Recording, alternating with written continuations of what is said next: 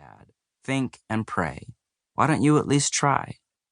Now, fast forward about 6 months. I hadn't seen Dave in a while and never heard back on our conversation. Okay, so I'm a lousy friend. But the next time I ran into Dave, he was beaming. It was obvious something had changed. Turns out he did it. He quit the family business and his dad was just fine with it. And he got a job with the local police department. He had to start at the bottom, but for the first time in years, he woke up before his alarm. Dave was the same guy, same wife, family, church, city, exercise routine, coffee shop, lawn to mow, dentist. All that changed was his job, what he got up to do every day. Why is that? How could something as mundane and ordinary as a job change everything for Dave? I would argue it's because what we do is central to our humanness.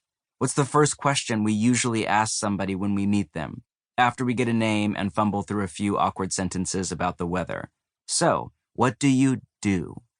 Granted, that's likely more of a guy question. Women usually ask, are you married, single, have any kids, questions about relationships.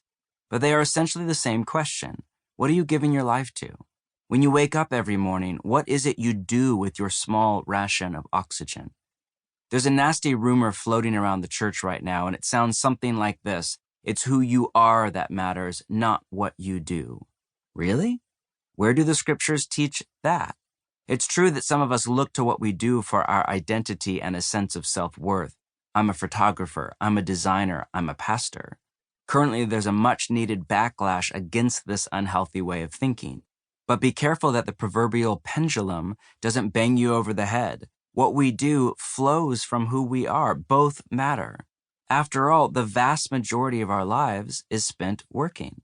By working, I don't just mean our job or career. Work is way more than what we get paid for. It's cooking dinner, cleaning your apartment, washing the car, exercise, running errands, the stuff of everyday life.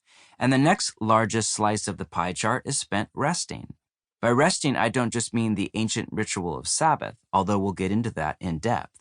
I mean sleeping, your day off, time on the couch with a good novel or movie, brunch with your friends, vacation, the stuff we look forward to and savor, the moments when we wish life had a pause button.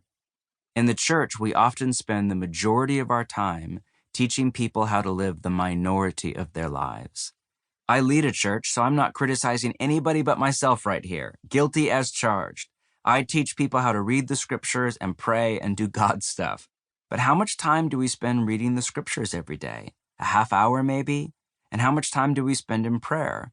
I know that's a bit hard to measure, so just take a guess. I set aside an hour every morning to read and pray, but still, that's a tiny fraction of my life. I mean, it's basic math. Most of us sleep for about 8 hours a day. Then we get up and go to work for another 8 hours, if not more. But factor in about an hour for your commute, on your bicycle if you live in my city, or on the bus or in your car. Throw in some time to stop for gas or get a cup of coffee. Then it takes about 2 hours a day to eat and take care of your to-dos. And then throw in another hour for exercise. So now we're at 8 hours a day for rest and 12 hours a day for work. That leaves 4 hours left in your day.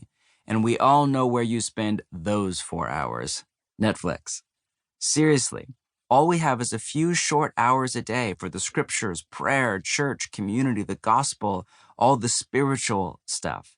And that's if you slay the Netflix dragon and give every spare minute of your spare time to cultivating your spirituality. Honestly, do any of us live this way? What I'm getting at is this. In the church, we need to talk about all of life. What it means to be a disciple of Jesus at church and at our job, school, gym, coffee shop, on our day off, when we go shopping or to the theater or on a date, and so on. This means we have to talk about work because it consumes the lion's share of our lives.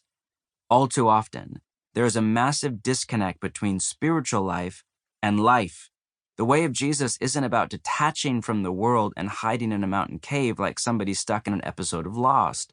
Jesus was a construction worker for decades in a village, Nazareth. Then he was a rabbi or teacher. His way is about living a seamless, integrated life where the polarization between the sacred and the secular is gone, and all of our life is full immersion in what Jesus called the kingdom of God. But this will never happen unless we recapture a theology of work and rest and the art of being human. The core question of this book, driving every page forward,